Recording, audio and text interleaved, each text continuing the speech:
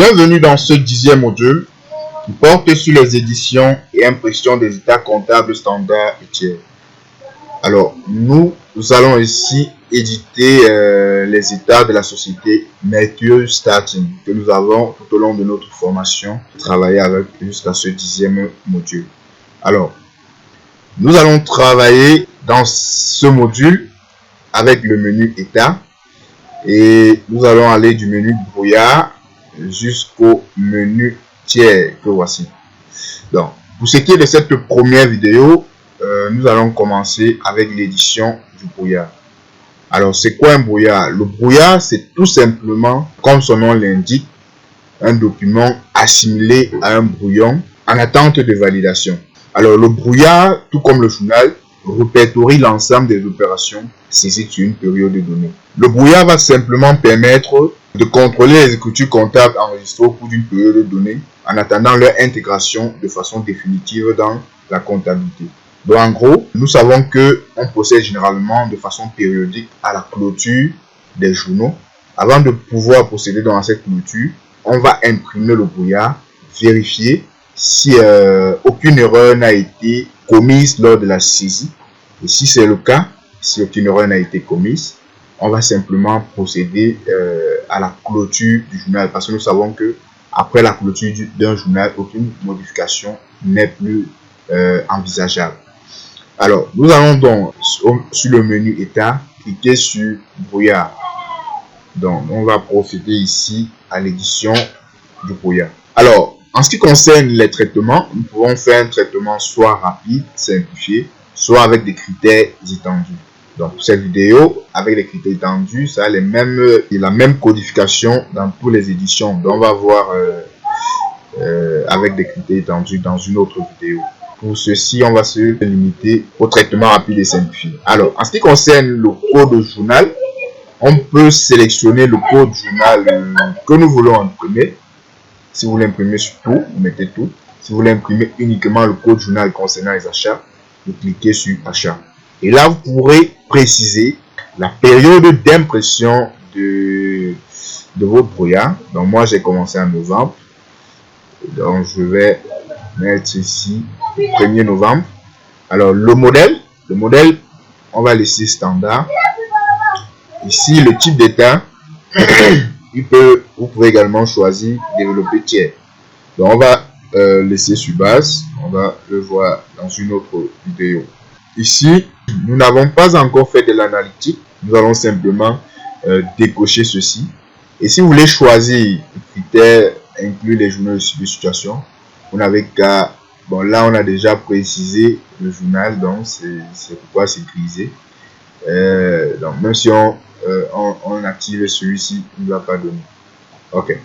Par contre, si nous mettons là sur tout, vous voyez, c'est possible de le sélectionner.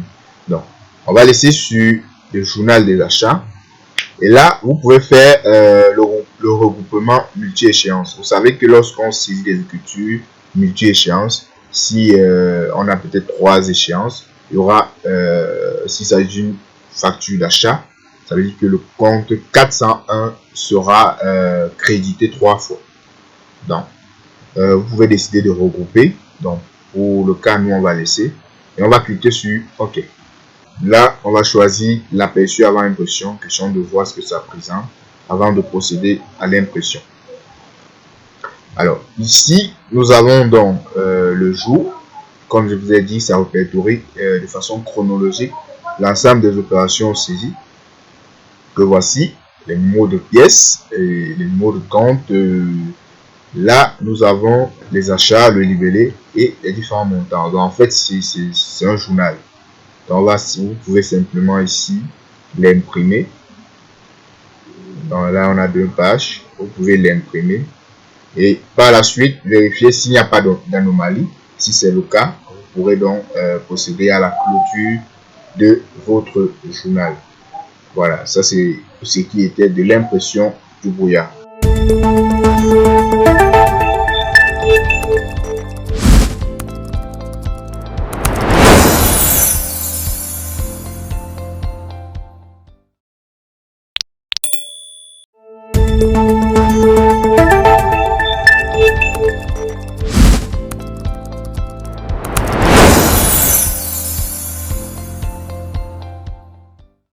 Dans cette vidéo, nous allons voir l'édition d'un journal.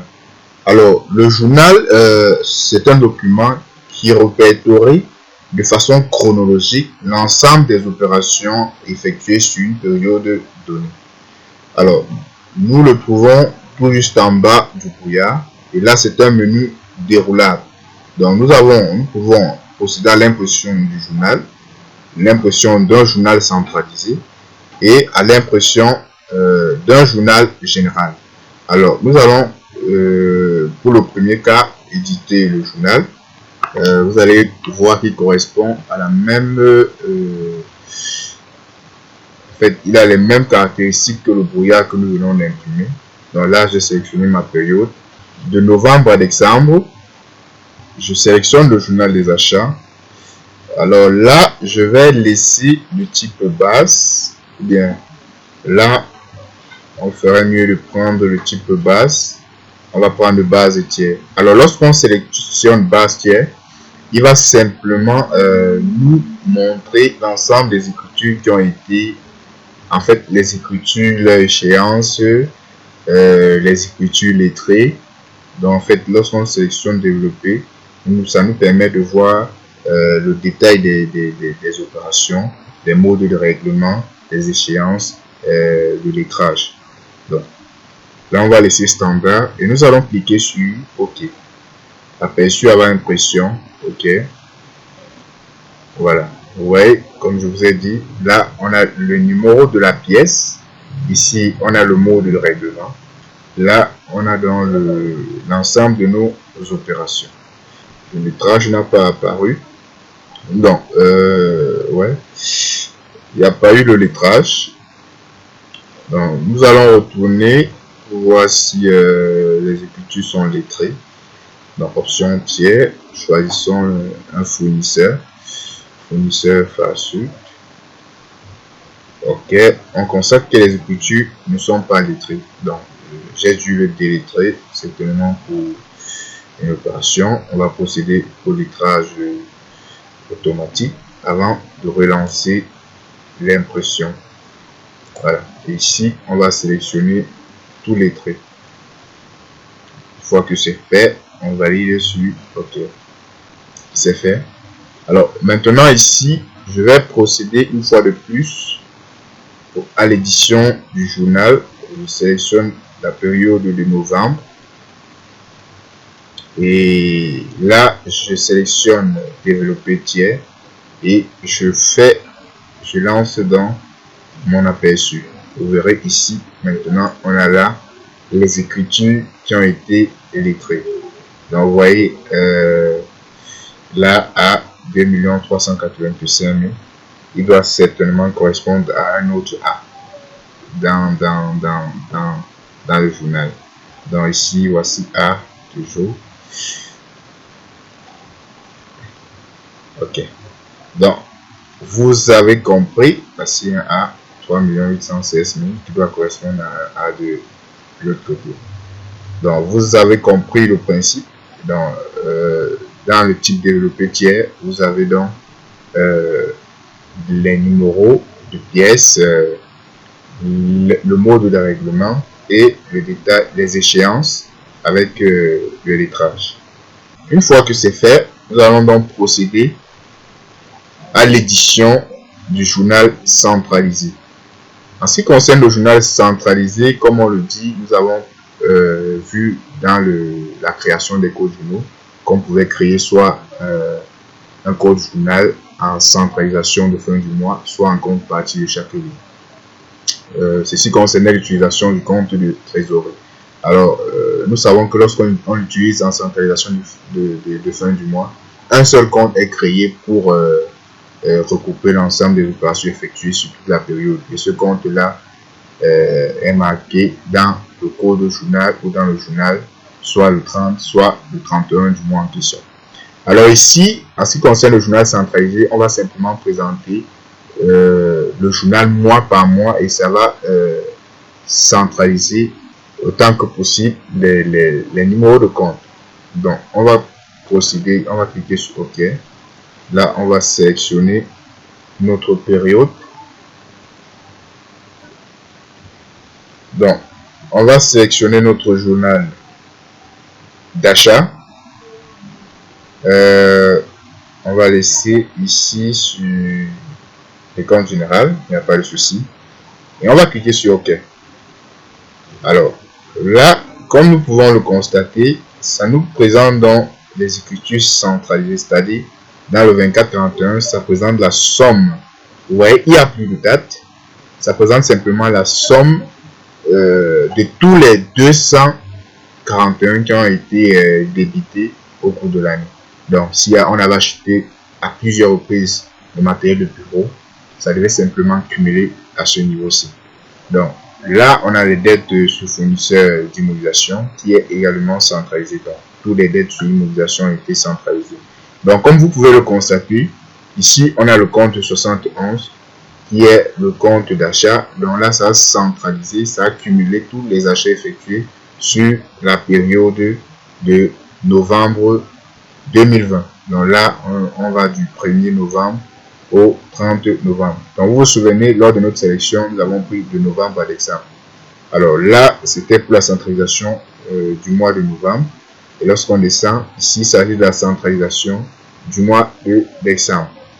Donc là, il s'agit du compte, vous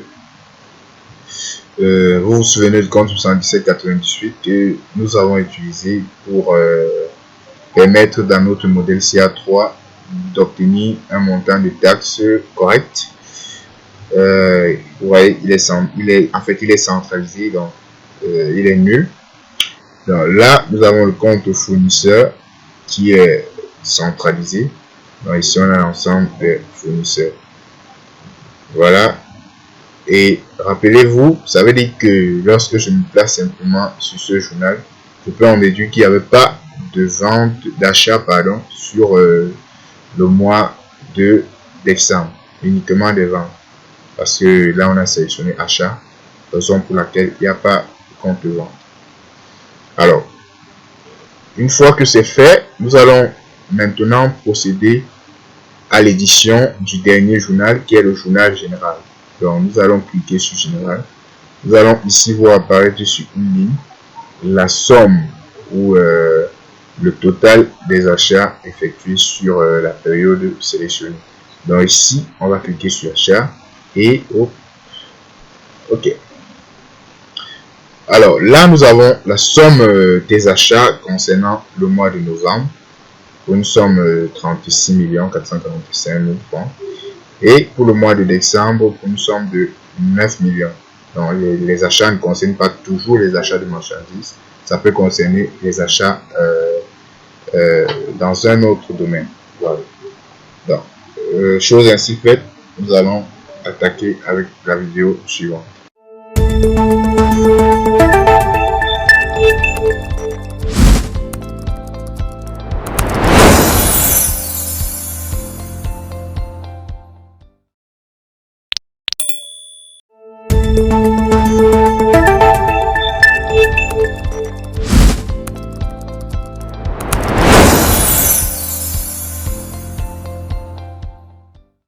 Dans cette vidéo, nous allons voir l'impression du grand livre. Alors, le grand livre va tout simplement récapituler l'ensemble des comptes d'une entreprise. En plus de récapituler l'ensemble des comptes, ça va nous présenter le détail des écritures comptables qui constituent le compte en question. Donc, très vite, nous allons dans le menu édition. Après le journal, on a le grand livre des comptes. Donc là, on va sélectionner, on va laisser sur complet. La plage, vous pouvez laisser novembre. Moi, je peux laisser 1er janvier parce que j'ai commencé pour moi en novembre.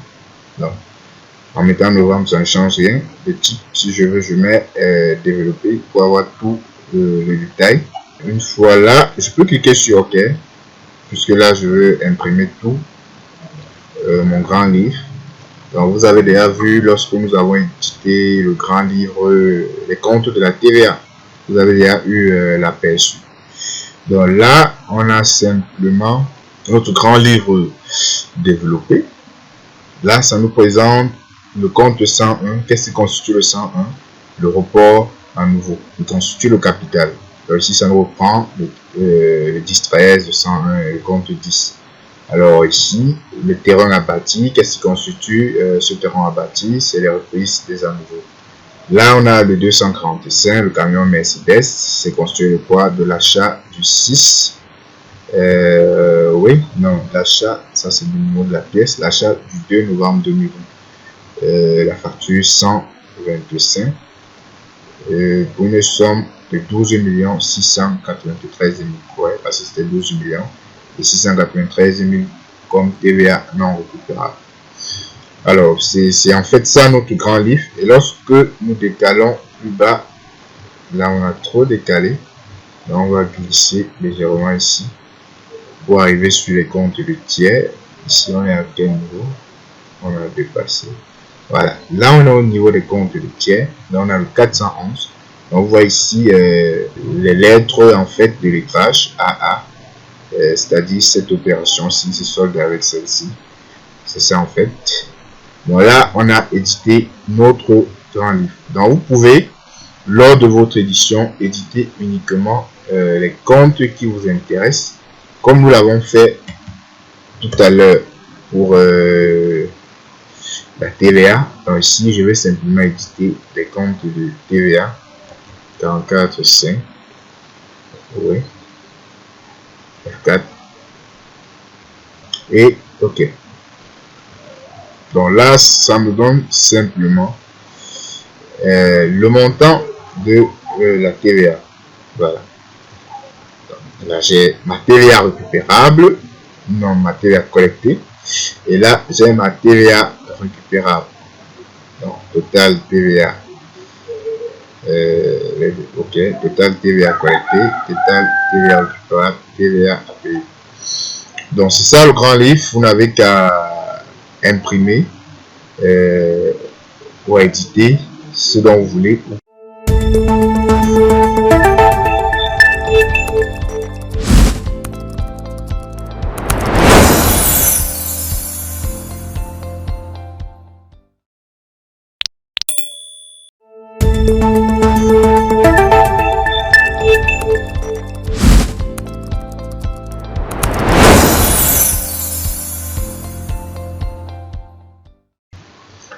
Dans cette vidéo, nous allons voir l'édition de la balance. Alors, la balance, tout comme le grand livre, ça va nous récapituler l'ensemble des comptes utilisés dans l'entreprise. Mais cette fois-ci, on n'aura pas le détail des écritures qui constituent le compte. Et la balance va également mettre l'accent sur le principe de la partie double, c'est-à-dire le total actif est égal au total passif ou le total débit est égal au total crédit.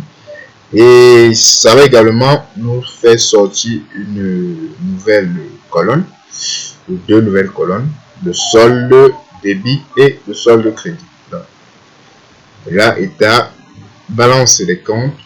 Là, on va faire une première impression. OK. Aperçu. Alors là, comme vous voyez, on a ici les numéros de compte. Le 10 qui est de 200 millions. Et là, on a un solde créditeur qui est de 200 millions. Voilà. Là, ici, ça va simplement récapituler les comptes avec les différents soldes en question. Alors, maintenant, on va lancer une deuxième impression un peu plus intéressante. Cette fois-ci, on va choisir avec les critères étendus. On va laisser balance complète. Là, on peut, si vous voulez, laisser développer. Mais ce qui m'intéresse le plus, c'est l'impression antérieure. Alors, on va laisser imprimer, cocher l'impression antérieure. Et lors de notre génération, lors de l'édition de notre balance, on va voir apparaître sur notre édition une colonne concernant la période N-1. Donc, si nous avions déjà fait notre comptabilité sur 2 ans, on aurait pu comparer les soldes de la période antérieure avec les soldes de cette période. Donc, vous voyez, ici, c'est soldes période comparée. Il s'agit de la période N-1. Donc, comme nous sommes ici en 2020, il s'agit en fait de la période 2019. On aurait pu comparer ce solde-ci avec ceci. Donc, c'est la petite particularité en ce qui concerne la balance des comptes.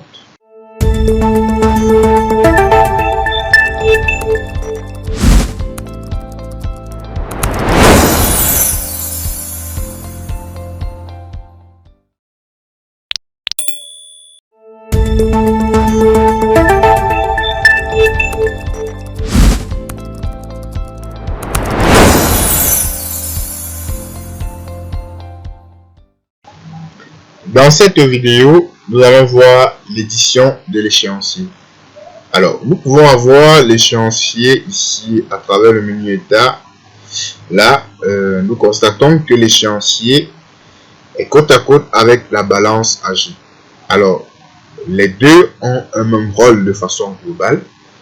Ils permettent tout simplement de répondre à la question quand et pour quel montant devons-nous recevoir les paiements de nos clients et devrons-nous payer nos fournisseurs.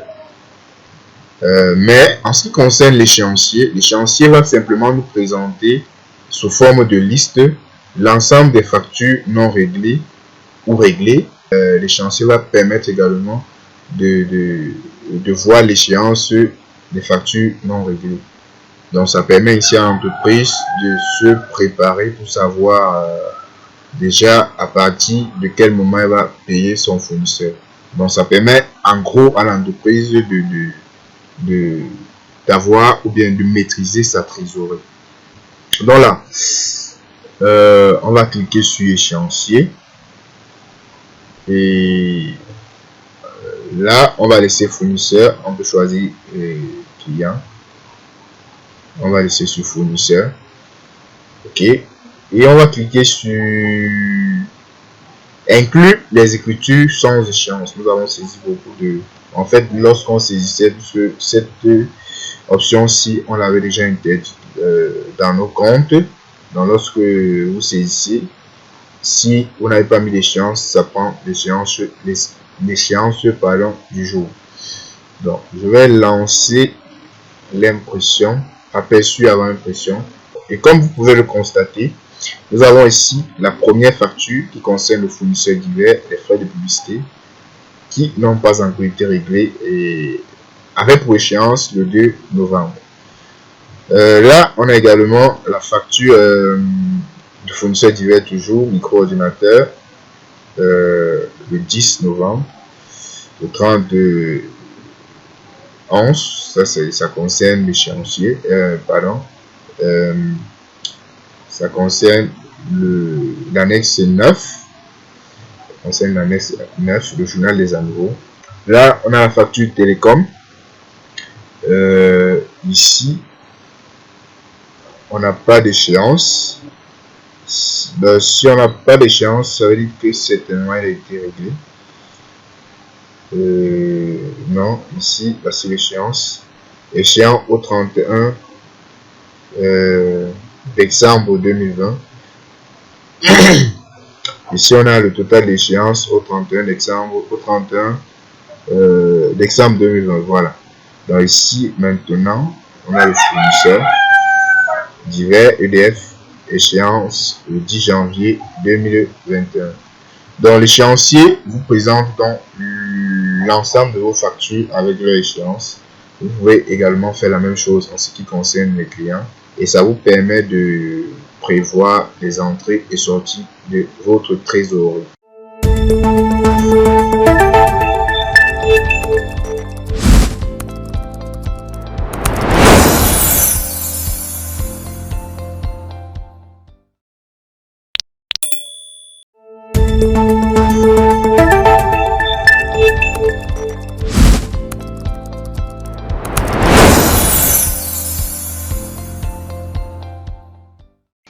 Dans cette vidéo, nous allons voir l'édition de la balance AG. Alors, comme je l'ai dit, la balance AG, tout comme l'échéancier, va simplement nous permettre quel montant devons-nous régler à notre fournisseur, à quelle date. En ce qui concerne notre client, quel montant nos clients doivent nous régler et également aussi à quelle date.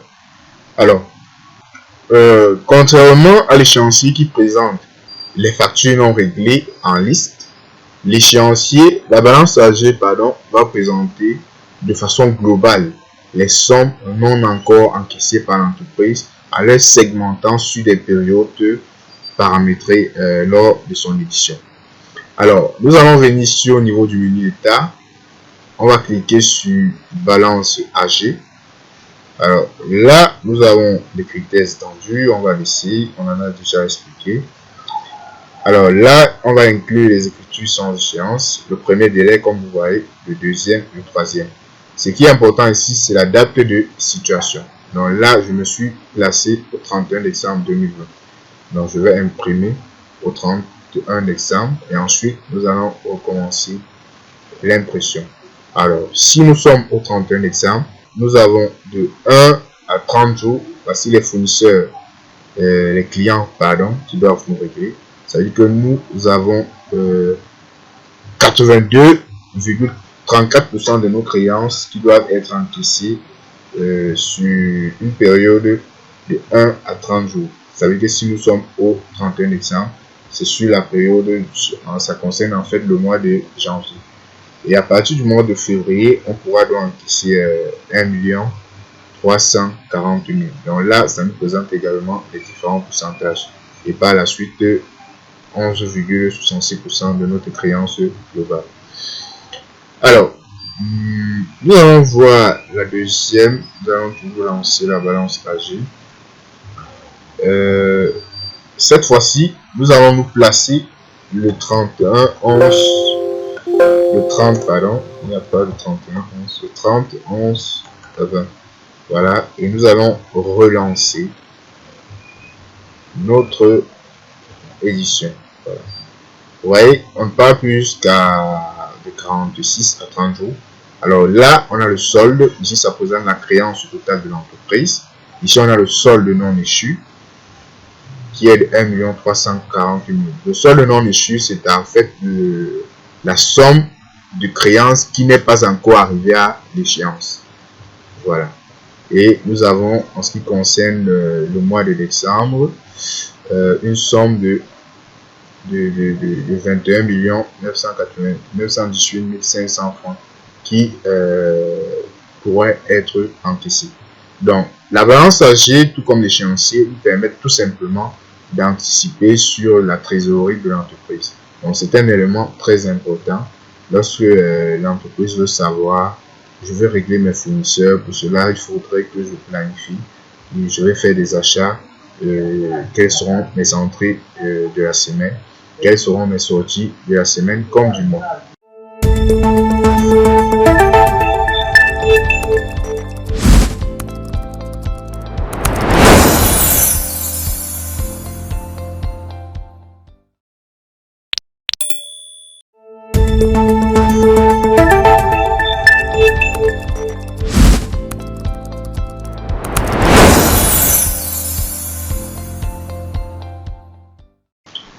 Dans cette vidéo, nous allons voir l'édition des tiers. Alors, en ce qui concerne l'édition des tiers, nous avons un menu déroulable. Là, nous avons plusieurs éléments, plusieurs sous-commandes. Donc, nous avons l'édition du grand livre. Nous allons commencer par là. C'est vrai que nous avons déjà vu l'édition, donc nous connaissons déjà le principe. Maintenant, en fait, il s'agit des tiers. Donc, ici, on pourrait choisir en fait les tiers que nous voulons générer les grands livres et où nous pourrons éditer tout le grand livre de la société. Donc, on va ainsi autoriser l'impression des écritures lettrées. Et là, nous allons faire un aperçu avant impression. Donc ici, nous avons le compte client divers avec le détail des opérations réalisées avec le client divers. Un compte qui a été soldé, comme vous pouvez le constater. Total débit, total crédit, le solde est de 0. Donc là, c'est ça en fait, on présente dans le détail de tous les comptes tiers avec l'ensemble des opérations. Alors, dans un second temps, nous allons voir l'édition de la balance tiers. Ici, par contre, comme je vous ai dit, on doit vous présenter le détail, juste les comptes et leur montant avec une colonne solde, débit et crédit. Alors là, on va lancer. Ouais. On va lancer l'aperçu. Voilà. Donc, vous voyez ici, nous avons le client divers. Là, c'est un compte soldé. Le client, je pense, c'est un client électrodistribution, oui, qui a une dette envers l'entreprise de 1 340 000 francs. Voilà. Donc, ça présente ici, ça peut être aussi très explicite lorsque l'entreprise veut très vite voir la situation des clients qui lui doivent et des fournisseurs dont elle doit. Donc, vous voyez, là, on a en fait, donc de façon globale, l'entreprise doit, puisqu'on a ici un total créditeur de 37 857 000. Donc, en somme, c'est l'entreprise qui a une dette envers ses fournisseurs de 47 857 051 francs. C'est aussi un élément très important. Donc, rendez-vous dans la prochaine vidéo pour voir le justificatif.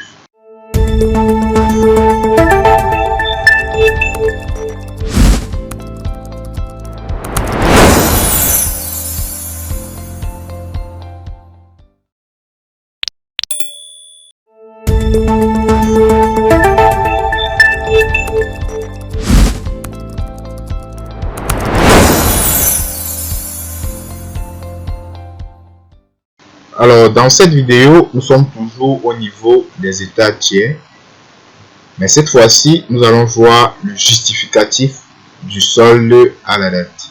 Alors, il peut arriver en entreprise qu'un client conteste son solde, comme ça peut être le cas inverse, que vous contestez le solde que vous a donné votre fournisseur. Il peut arriver que vous contestez le solde de votre client. Alors, qu'est-ce qu'il faudrait faire? Il va simplement falloir imprimer le justificatif du solde du compte tiers à la date et l'envoyer pour qu'il puisse voir le détail des opérations qu'il a réalisées jusque-là. Alors, on va se lancer. Moi, particulièrement, c'est un élément que j'aime le plus. Donc là, on va lancer d'abord pour les clients. Voilà. Et la particularité ici, c'est que lorsque vous avez déjà procédé au lettrage, vous n'aurez que dans les soldes des comptes tiers les écritures qui n'ont pas été lettrées. Donc ici, nous avons lettré ensemble. Donc vous allez voir là, électrodistribution qui nous doit 1 340 000 francs qui proviennent depuis les à nouveau que nous avons saisi le 1er novembre. Donc ensuite, nous avons le client Interelectro qui a une dette concernant les à nouveau de 2 600 000 et une opération une vente du 10 décembre pour une livraison de 18 364 500 francs. Mais ce n'est pas toutes les opérations qu'on a réalisées avec le client Interelectro. Donc, vous voyez, c'est les deux clients qui nous doivent uniquement qui ont apparu. Alors, maintenant, si nous partons dans le menu traitement, interrogation des tiers, alors nous allons ici délettrer. On va procéder ici au délettrage. Voilà, le délettrage automatique pour vite faire et voir ce que ça va donner. Donc là, je vais refermer. Je vais aller au niveau des éditions des tiers. Solde à la date, ok. Donc ici, nous allons imprimer une fois de plus nos clients. Aperçu avant impression. Voilà. Alors là, vous voyez qu'avec le client divers, nous avons le détail des opérations. Donc pour moi, c'est un peu plus mieux. Je trouve ceci un peu plus clair. Donc déjà, parce que si on présente à certains clients uniquement les opérations qui n'ont pas été réglées, ils vont se demander où sont donc les autres opérations. Donc c'est vrai qu'avec la lettre de relance, on l'a déjà vu, qui est un élément très important que chaque entreprise devrait en fait adopter à la fin de chaque mois pour rappeler ses clients du montant qu'elle doit régler et l'échéance également de la dette. Donc c'est un critère très important. Donc là également, nous avons le fournisseur, le client François Bakou, qui est un compte soldé. Et ici, nous avons le client Interelectro, voici le détail des opérations. Alors là, on a les opérations des à nouveau. On a une facture de vente qui a été soldée. Et là, une facture de vente également qui a été soldée. Il reste uniquement cette écriture. Donc, si vous avez déjà soldé, vous avez déjà livré, pardon, vos écritures, vous n'aurez ici, lors de votre édition, que les écritures non livrées. Voilà.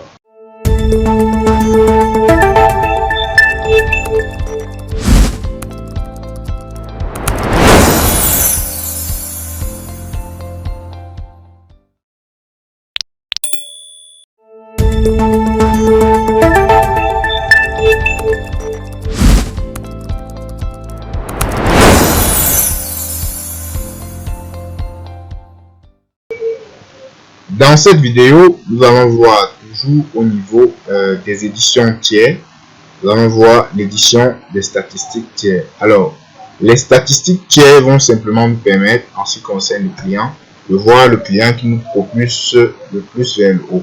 Parce que ça va afficher ici les niveaux de performance de chaque client. Et c'est également la même chose sur les fournisseurs. Donc, nous allons cliquer sur statistiques. OK. Là, on a les clients, on peut avoir les fournisseurs. Donc, on va sélectionner d'abord client. Et on va valider pour avoir une vue d'ensemble sur les clients. Alors, vous voyez, là, on a le client divers qui a un pourcentage de 8,36% sur notre chiffre d'affaires. On a le client électro qui a un pourcentage de presque 30%. On a le fournisseur François, le client, pardon, depuis je dis fournisseur. On a le client ici, client divers, client électro, client François Bakou. On a le client Inter-Électro qui a un pourcentage sur notre chiffre d'affaires équivaut à 50%.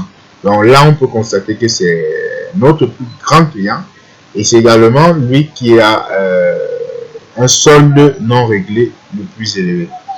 Donc vous voyez là, il a encore 20 964 000 à nous régler. Donc, à ce qui nous tient, c'est notre plus grand client. Donc déjà à partir de ces statistiques, l'entreprise doit savoir quelle politique adopter pour pouvoir flatter et savoir avec quel client il ne doit pas faire un certain nombre de choses pour ne pas fâcher le client.